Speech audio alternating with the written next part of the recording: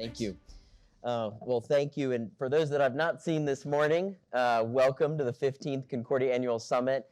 So glad that you all are here. And Commissioner, I'm so glad that you're here. Yeah, thanks so much. Thanks for having me. Great to be up here. Means a great deal. You've got a lot going on. And normally I like to ease in. We start with the life story and go from there. But I think we got to start with the elephant in the room, right? It's been quite a week. And there are so many out there that are very, very focused on what's happened with Jimmy Kimmel. And I'd be remiss if I didn't hit this head on. Talk to us a little bit about what's transpired in the last week. Yeah, thanks so much for having me. Great to be here. I guess, first of all, I haven't seen this much interest in the work of the FCC since the great net neutrality repeal of 2017, where we were told that the FCC's work was going to result in the end of the internet. I think those claims have about as much factual basis as what we're seeing right now with Jimmy Kimmel. I mean, look, the reality is there's a lot of Democrats out there that are engaged in a campaign of projection and distortion. And distortion is they're completely misrepresenting the work of the FCC and what we've been doing. I saw there was a letter from some Senate Democrats that said the FCC threatened to revoke the license of Disney and ABC if they didn't fire Jimmy Kimmel, and that did not happen in any way, shape, or form.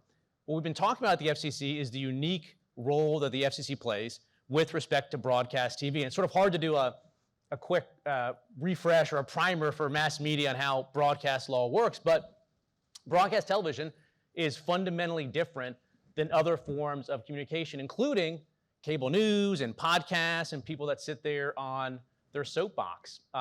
And what happens at the FCC is when you have a broadcast license, there's conditions, there's a public interest standard, which means you have to operate consistent with the public interest. And one of the things that the FCC has in our case law and our precedent is this concept of a news distortion complaint.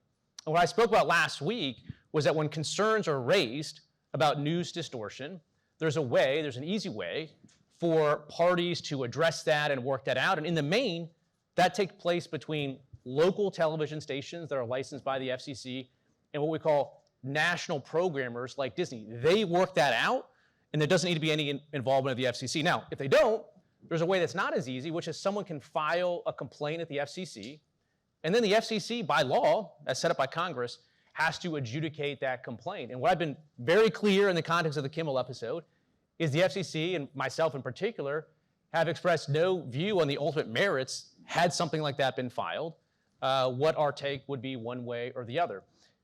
But one of the things that we're trying to do as a general matter at the FCC is to empower local TV stations to serve the needs of the local communities. Again, you've got national programmers like Disney, like Comcast, like Paramount that aren't licensed by the FCC, that have no public interest obligation, and they provide a lot of the primetime shows that the licensed TV stations put out over the air. And what's happened over the years is that those national programmers have exerted more and more control and pressure on the local TV stations. They don't feel like they can push back on the national programmers, even when they think there's some content that they don't think in their judgment, not my judgment, that their judgment makes sense for the local communities. What we saw here in the reporting on this is very, very clear, is those local TV stations for the first time in a long time stood up and said, we don't want to run that program, at least right now.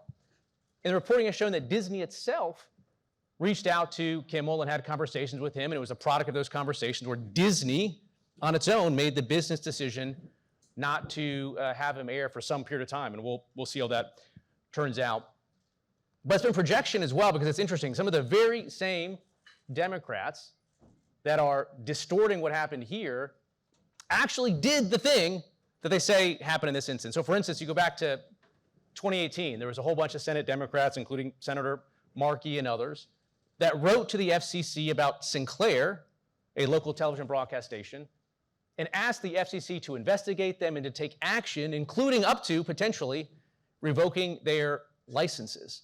And we saw a whole raft of that weaponization during the Biden years. In fact, during the Biden FCC, there was an unprecedented period of time, 21, 22, 23, 24, where the FCC didn't renew virtually any license for Sinclair. That had never happened before. You had members of Congress write letters to cable companies pressuring them to drop Fox News, OAN, and Newsmax because they believed that they were right-wing outlets. You had a Democrat prosecutor in Baltimore who wrote the FCC asking us to investigate and take action against a Sinclair TV station for covering allegations of her corruption.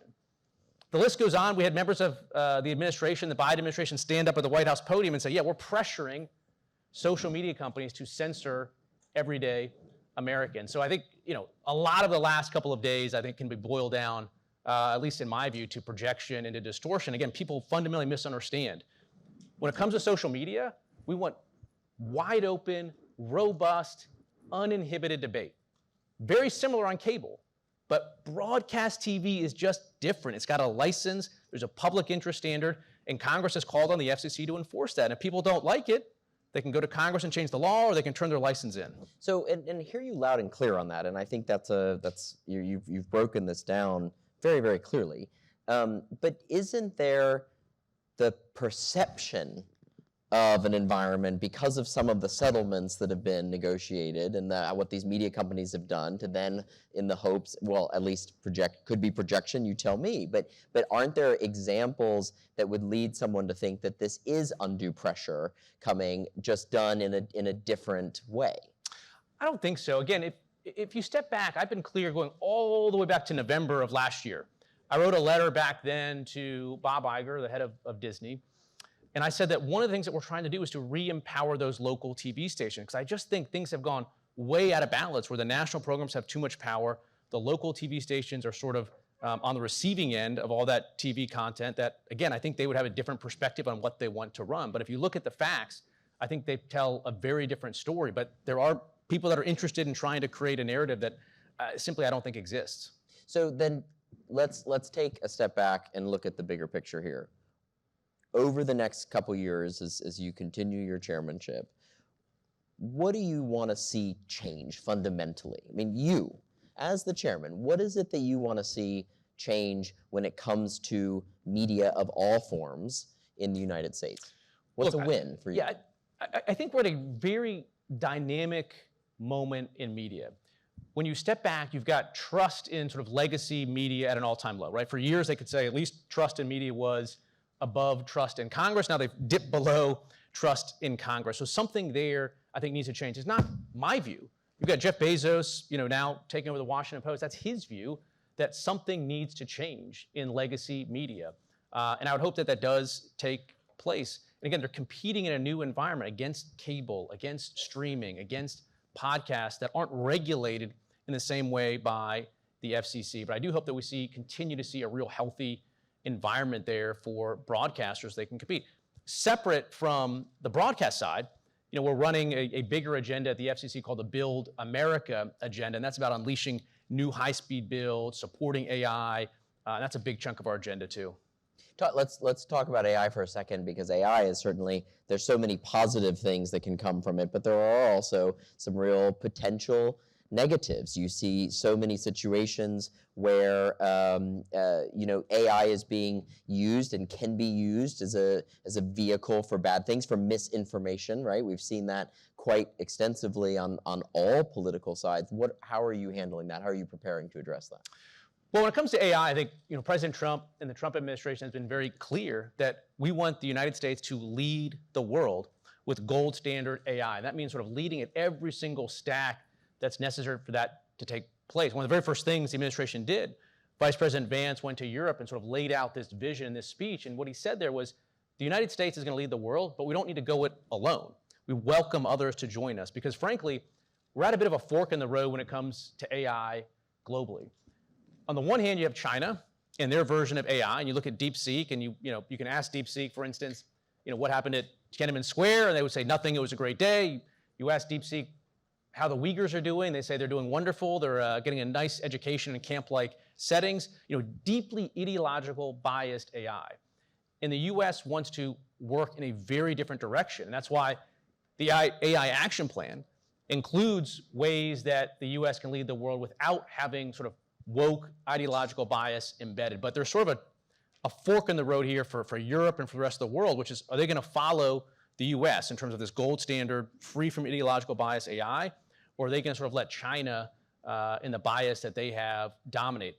For us at the FCC, we tend to be more the pipes and tubes place. And so we want to make sure that US networks, including our mobile networks, have the capacity, the speed, the latency, so that all of that data that's required for AI can move quickly and ubiquitously through our network. So that's really where we're focused. So I think big picture, you've laid out some of the key priorities and some of the key elements that you are focused on, but it doesn't change the fact that there is this big picture narrative piece out there. And so how is it, do you see the Jimmy Kimmel situations coming back again over and over, and is this sort of the FCC falling into in between key business decisions? How are you going to navigate this? Because it sounds like you're focused on all these different pieces. You're trying to be a strong commissioner and chairman, of course, but how are you going to navigate it if we're always talking specifically about a certain media personality or a certain person? I mean, how are you going to address it? Well, look, again, I think this comes back to where we started, which was a lot of the distortion that's out there. I mean, Jimmy Kimmel is in the situation that he's in because of his ratings, not because of anything that's happened at the federal government level. And again, we're at this point in time where you can look at Colbert as well, right? Colbert is sort of ending due to the reporting being costing over $50 million to run that show. And Tough again, timing, though. I mean, it was so close to the settlement that was done, and so you can probably appreciate the perception. Well, the perception is always going to be there, I guess, but all we can do is sort of lay out the facts. And the facts are very clear. You look at all the reporting on this, these are business decisions that they've reached. And again, I think some of this goes back to the idea that for a long time, these legacy media outlets got to have a monopoly on the narrative, on the messaging, and that has fractured. And so if you're having a late night show nowadays, it's not getting the same ratings that it did a long time ago. I think part of that is a lot of the late night programs went from going for laugh lines to going for applause lines. They went from being court jesters that made fun of everybody. And people should. That's what comedy is about, right? Make fun of Republicans, make fun of Democrats. But instead of doing the court jester role, they became court clerics, where they were enforcing a very narrow, sort of partisan view. And that's not for me ultimately to judge. That's for the ratings and the audience to judge. And that's what we're seeing. How do you square the distinction between kind of what we're talking about in legacy media, and we're talking about some of the issues and challenges that you've referenced in this conversation, with social media that does present an avenue, a vehicle by which people do hit misinformation and also, frankly, hit some pretty dark themes. What are you going to do about that? Well, again, I think comparing broadcast TV with social media is important because, again, it helps to highlight the distinction between the two mediums. Again, broadcast is licensed, public interest. It's not a property right. You can lose a license if you're not operating the public interest. Social media is entirely different. And again, my view there is we want wide open, robust debate. My view is that we should be empowering individual users of social media to control their own feed. I don't want any sort of centralized authority, whether it's government or a company on social media, deciding what is orthodox or what can be said. So there's ways you can do this where you can put your own content moderation filters in, for instance, as a user. You can mute people, you can block people, you can unfollow people.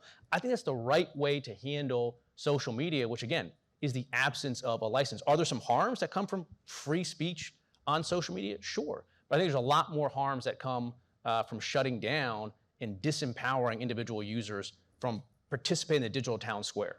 Well, Chairman Carr, I want to thank you for coming to Concordia, because I think a lot of people in your position, especially over the last week, would say, no, I'm all right. I'm not going to put myself out there in a public space, in an open media space. But you stuck with us and allowed me to ask any question I wanted, and I really appreciate that. So thank you for coming. Good to be with you. Thanks so much.